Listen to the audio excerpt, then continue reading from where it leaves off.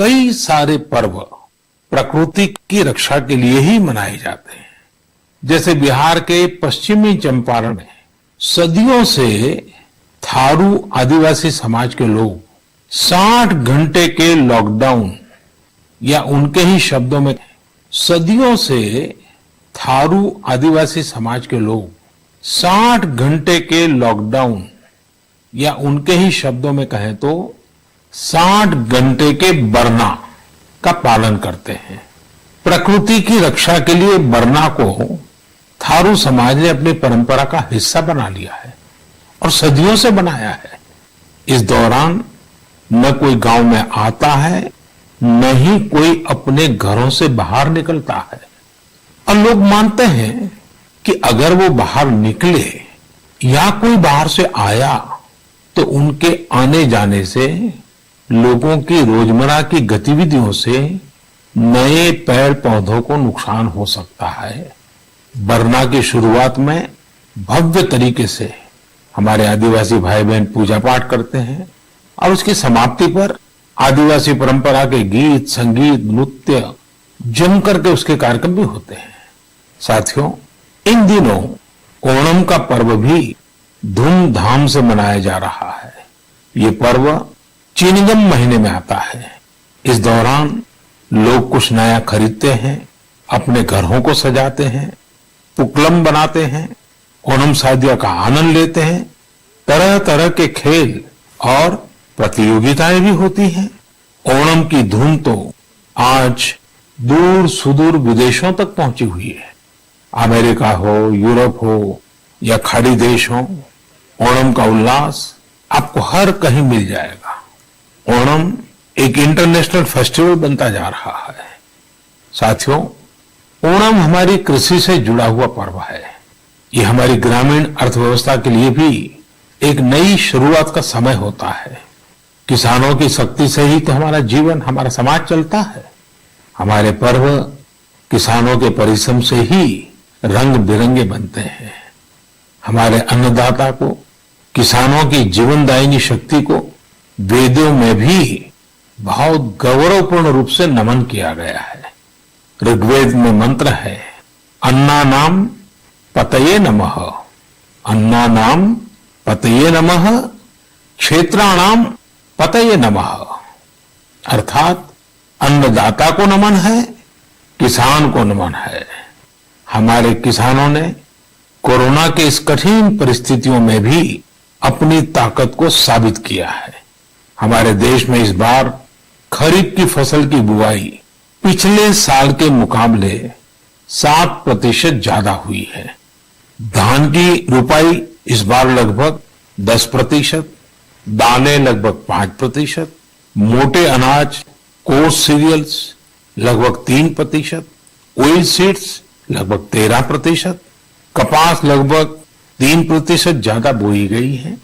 मैं इसके लिए देश के किसानों को बधाई देता हूं, उनके परिश्रम को नमन करता हूं। मेरे प्यारे देशवासियों, कोरोना के इस कालखंड में देश कई मोर्चों पर एक साथ लड़ रहा है, लेकिन इसके साथ साथ कई बार मन में यह भी सवाल आता रहा कि इतने लंबे समय तक घरों में रहने के कारण मेरे छोटे छोटे बाल मित्रों का समय कैसे बीतता होगा। और इसी से मैंने गांधीनगर की चिल्ड्रन यूनिवर्सिटी, जो दुनिया में एक अलग तरह का प्रयोग है, भारत सरकार के महिला और बाल विकास मंत्रालय, शिक्षा मंत्रालय, सूक्ष्म लघु और मध्यम उद्योग मंत्रालय, इन सभी के साथ मिलकर हम बच्चों के लिए क्या कर सकते हैं, इस पर मंथन किया, चिंतन किया।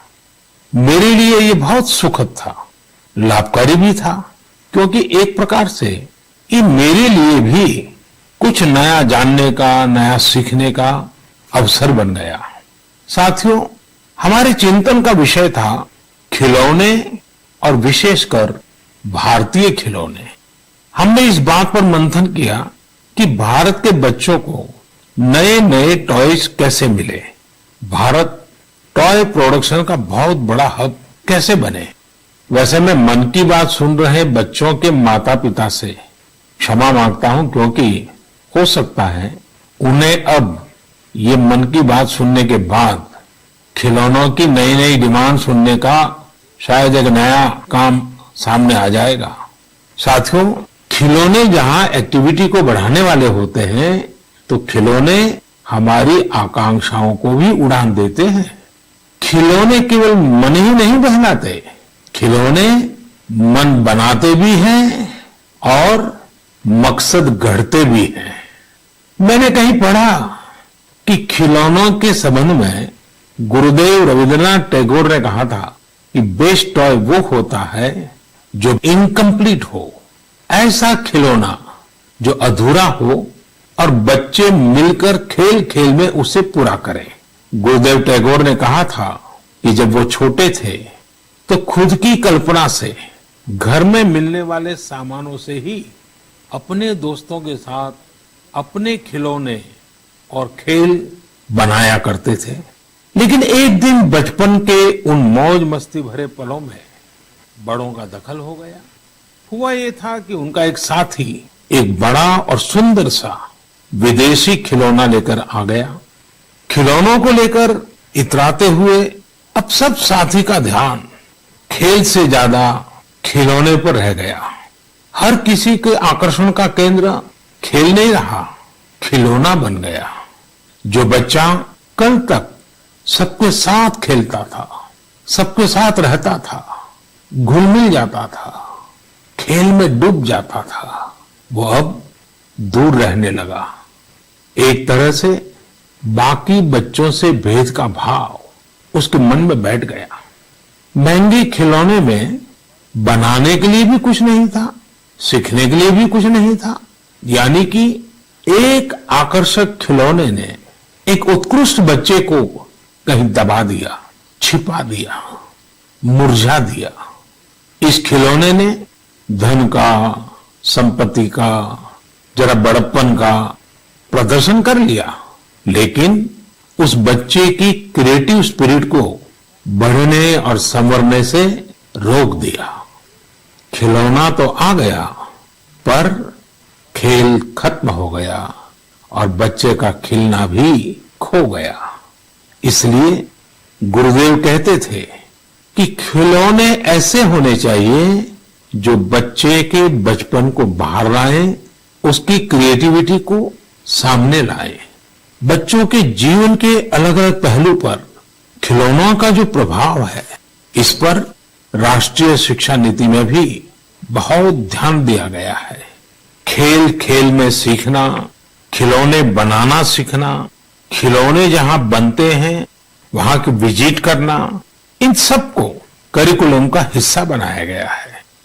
साथियों, हमारे देश में लोकल खिलौनों की बहुत समृद्ध परंपरा रही है। कई प्रतिभाशाली और कुशल कारीगर हैं जो अच्छे खिलौने बनाने में महारत रखते हैं।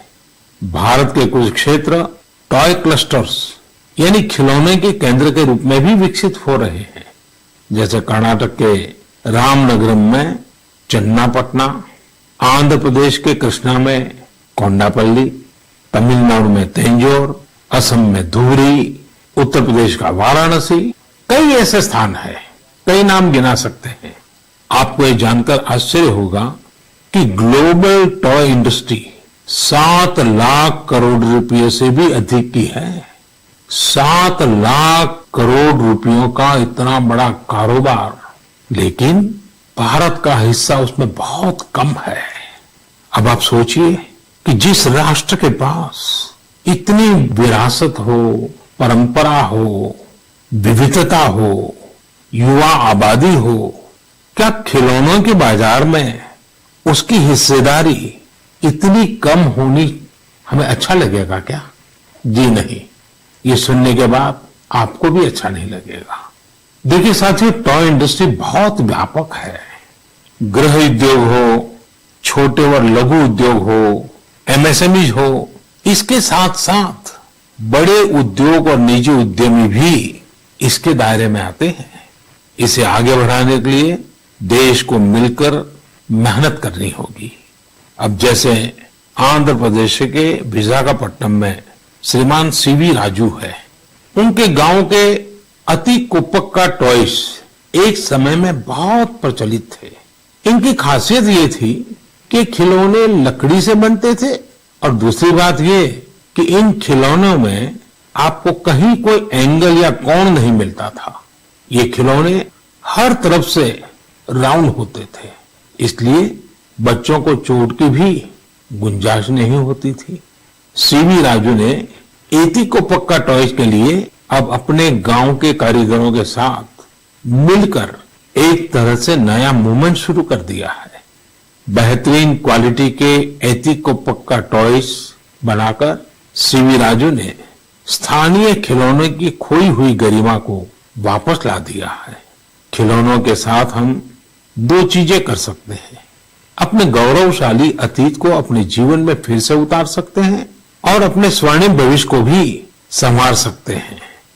मैं अपने स्टार्टअप मित्रों को, हमारे नए उद्यमियों से कहता हूं, टीम अप फॉर टॉयज। आइए मिलकर खिलौने बनाएं। अब सभी के लिए लोकल खिलौनों के लिए वोकल होने का समय है।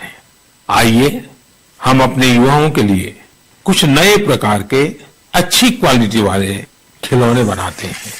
खिलौना वो हो जिसकी मौजूदगी में बचपन खिले भी, खिल खिलाए भी।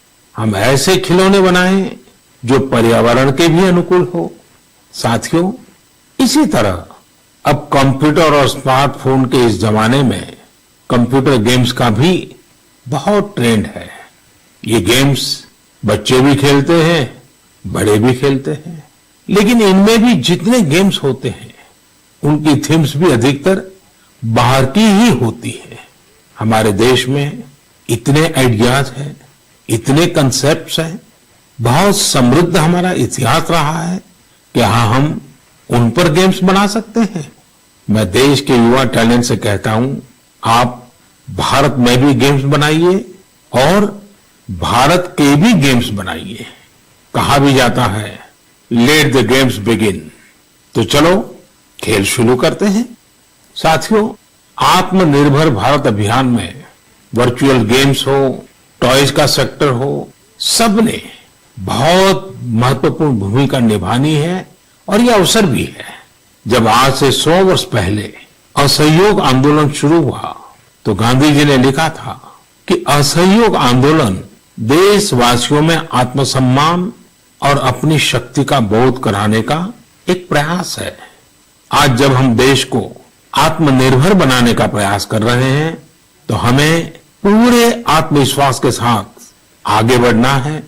हर क्षेत्र में देश को आत्मनिर्भर बनाना है।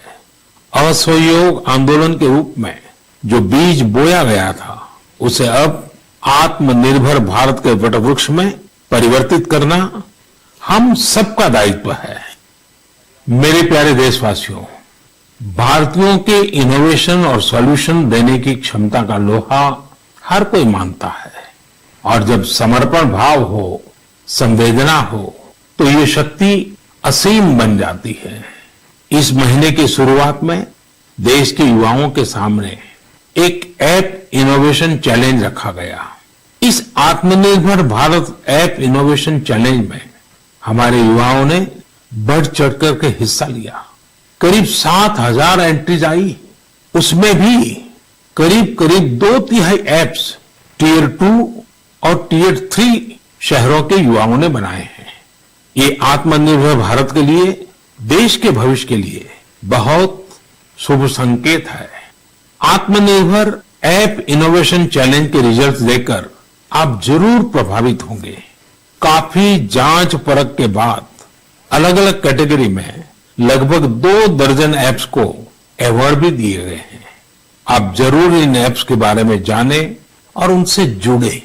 हो सकता है आप भी ऐसा कुछ बनाने के लिए प्रेरित हो जाए। इनमें एक ऐप है कुटुकी किड्स लर्निंग ऐप। ये छोटे बच्चों के लिए ऐसा इंटरेक्टिव ऐप है जिसमें गानों और कहानियों के जरिए बात बात में ही बच्चे मैथ, साइंस में बहुत कुछ सीख सकते हैं। इसमें एक्टिविटीज भी हैं, खेल भी हैं। इसी तरह एक माइक्रो ब्लॉगिंग प्लेटफॉर्म का भी ऐप है। इसका नाम है KOO कू। इसमें हम अपनी मातृभाषा में टेक्स्ट, वीडियो और ऑडियो के जरिए अपनी बात रख सकते हैं, इंटरेक्ट कर सकते हैं। इसी तरह चिंगारी ऐप भी युवाओं के बीच काफी पॉपुलर हो रहा है। एक ऐप है आस्क सरकार। इसमें चैटबॉट के जरिए आप इंटरेक्ट कर सकते हैं और किसी भी सरकारी योजना के बारे में सही जानकारी हासिल कर सकते हैं, वो भी टेक्स्ट, ऑडियो और वीडियो तीनों तरीकों से। ये आपकी बड़ी मदद कर सकता है। एक और ऐप है स्टेप सेट गो। ये फिटनेस ऐप है। आप कितना चले, कितनी कैलोरीज बर्न की, ये सारा हिसाब ये ऐप रखता है और आपको फिट रहने के लिए मोटिवेट भी करता है।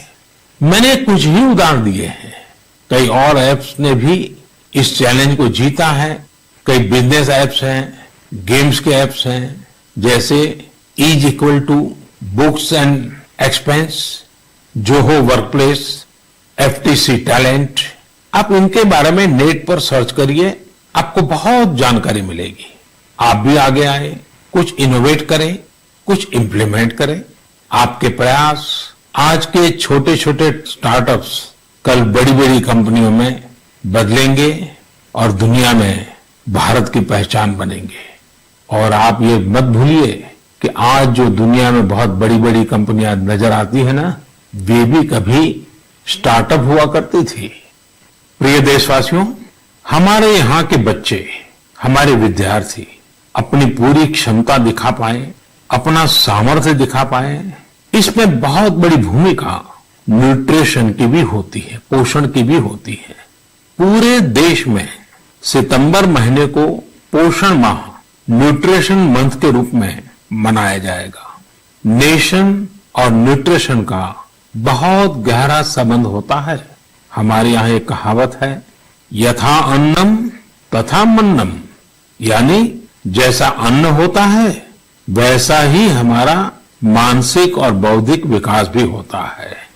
एक्सपर्ट्स कहते हैं कि शिशु को गर्भ में और बचपन में जितना अच्छा पोषण मिलता है उतना अच्छा उसका मानसिक विकास होता है और वो स्वस्थ रहता है। बच्चों के पोषण के लिए भी उतना ही जरूरी है कि मां को भी पूरा पोषण मिले। और पोषण या न्यूट्रिशन का मतलब केवल इतना ही नहीं होता कि आप क्या खा रहे हैं, कितना खा रहे हैं, कितनी बार खा रहे हैं। इसका मतलब है आपके शरीर को कितने जरूरी पोषक तत्व, न्यूट्रिएंट्स मिल रहे हैं। आपको आयरन, कैल्शियम मिल रहे हैं या नहीं, सोडियम मिल रहा है या नहीं, विटामिन मिल रहे हैं या नहीं। ये सब न्यूट्रिशन के बहुत इंपॉर्टेंट एस्पेक्ट्स हैं। न्यूट्रिशन के इस आंदोलन में पीपल पार्टिसिपेशन भी बहुत जरूरी है। जन भागीदारी ही इसको सफल करती है। पिछले कुछ वर्षों में इस दिशा में देश में काफी प्रयास किए गए हैं।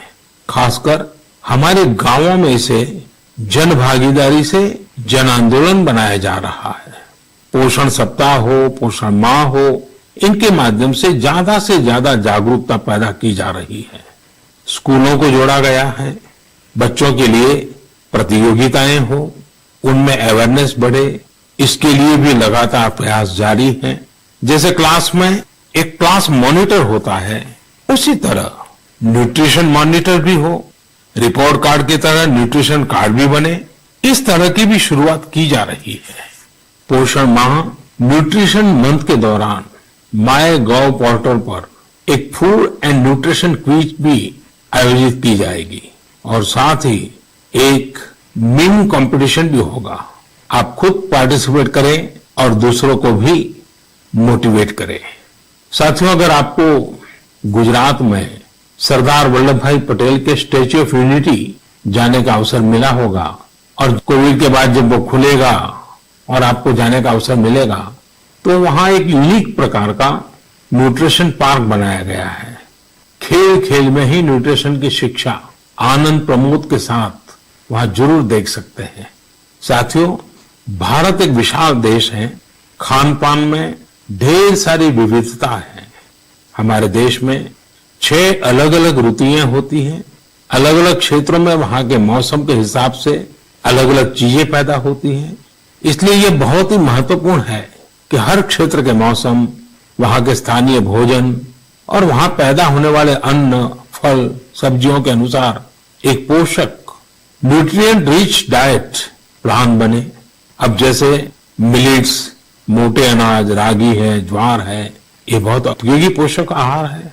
एक भारतीय कृषि कोष तैयार किया जा रहा है। इसमें हर एक जिले में क्या क्या फसल होती है, उनकी न्यूट्रिशन वैल्यू कितनी है, इसकी पूरी जानकारी होगी। ये आप सबके लिए बहुत बड़े काम का कोष हो सकता है। आइए पोषण माह में पौष्टिक खाने और स्वस्थ रहने के लिए हम सभी को प्रेरित करें। प्रिय देशवासियों, बीते दिनों जब हम अपना स्वतंत्रता दिवस मना रहे थे, तब एक दिलचस्प खबर पर मेरा ध्यान गया। ये खबर है हमारे सुरक्षा बलों के 2 जाबाज किरदारों की। एक है सोफी और दूसरी विदा। सोफी और विदा इंडियन आर्मी के श्वान है, डॉग्स है, और उन्हें chief of army staff commendation card से सम्मानित किया गया है। सोफी और विदा को यह सम्मान इसलिए मिला क्योंकि इन्होंने अपने देश की रक्षा करते हुए अपना कर्तव्य बखूबी निभाया है। हमारी सेनाओं में, हमारे सुरक्षा बलों के पास ऐसे कितने ही बहादुर श्वान हैं, डॉग्स हैं, जो देश के लिए जीते हैं और देश के लिए अपना बलिदान भी देते हैं। कितने ही बम धमाकों को, कितनी ही आतंकी साजिशों को रोकने में ऐसे डॉग्स ने बहुत अहम भूमिका निभाई है। कुछ समय पहले मुझे देश की सुरक्षा में डॉग्स की भूमिका के बारे में बहुत विस्तार से जानने को मिला। कई किस्से भी सुने। एक डॉग बलराम ने 2006 में अमरनाथ यात्रा के रास्ते में बड़ी मात्रा में गोला बारूद खोज निकाला था। 2002 में भावना ने आईईडी खोजा था। आईईडी निकालने के दौरान आतंकियों ने विस्फोट कर दिया और श्वान शहीद हो गए।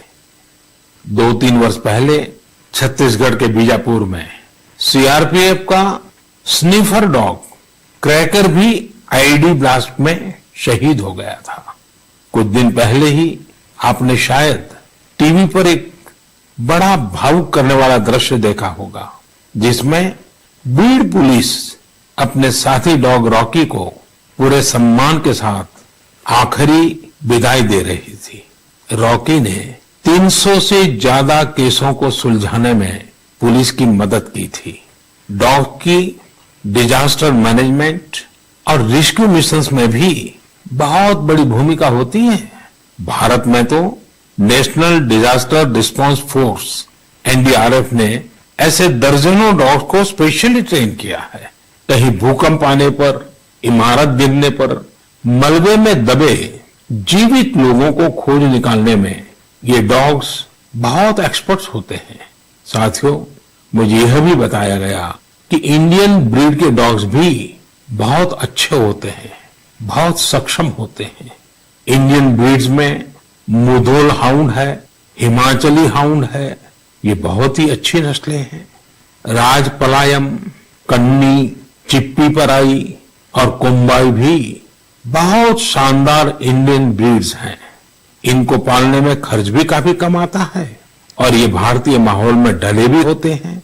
अब हमारी सुरक्षा एजेंसियों ने भी इन इंडियन ब्रीड्स के डॉग्स को अपनी सुरक्षा दस्ते में शामिल कर रही है।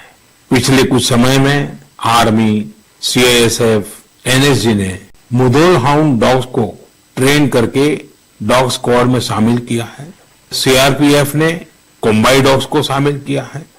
Indian council of agriculture research भी भारतीय नस्ल के डॉग्स पर रिसर्च कर रही है।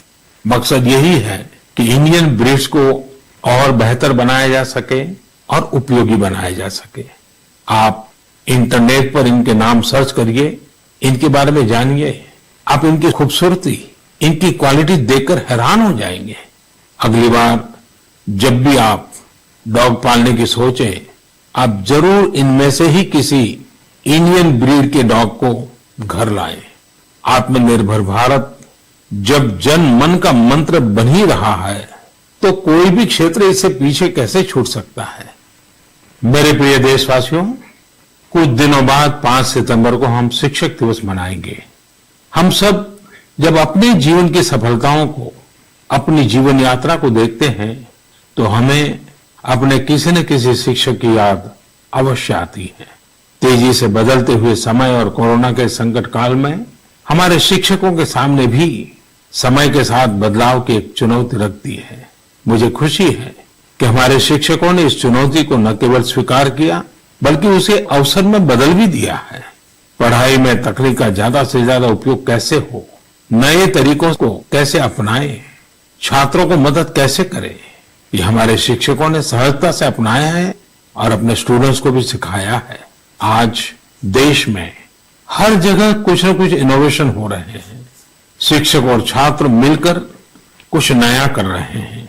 मुझे भरोसा है जिस तरह देश में राष्ट्रीय शिक्षा नीति के जरिए एक बड़ा बदलाव होने जा रहा है, हमारे शिक्षक इसका भी लाभ छात्रों तक पहुंचाने में अहम भूमिका निभाएंगे।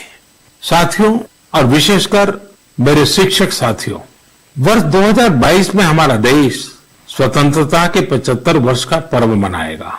स्वतंत्रता के पहले अनेक वर्षों तक हमारे देश में आजादी का जंग, उसका एक लंबा इतिहास रहा है।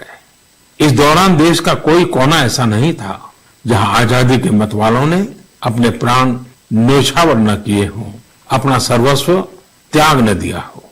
ये बहुत आवश्यक है कि हमारी आज की पीढ़ी, हमारे विद्यार्थी आजादी की जंग, हमारे देश के नायकों से परिचित रहे, उसे उतना ही महसूस करें। अपने जिले से, अपने क्षेत्र में आजादी के आंदोलन के समय क्या हुआ, कैसे हुआ, कौन शहीद हुआ, कौन कितने समय तक देश के लिए जेल में रहा, ये बातें हमारे विद्यार्थी जानेंगे तो उनके व्यक्तित्व में भी इसका प्रभाव दिखेगा।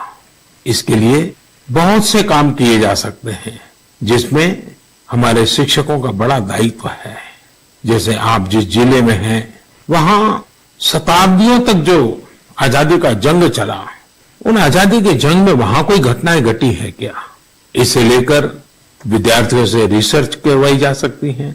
उसे स्कूल के हस्तलिखित अंक के रूप में तैयार किया जा सकता है।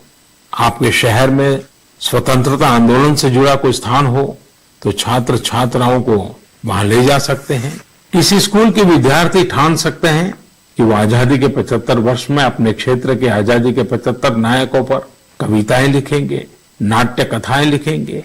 आपके प्रयास देश के हजारों लाखों अनसंग हीरोज को सामने लाएंगे, जो देश के लिए जिए, जो देश के लिए खप गए, जिनके नाम समय के साथ विस्मृत हो गए। ऐसे महान व्यक्तित्वों को अगर हम सामने लाएंगे, आजादी के 75 वर्ष में उन्हें याद करेंगे तो उनको सच्ची श्रद्धांजलि होगी।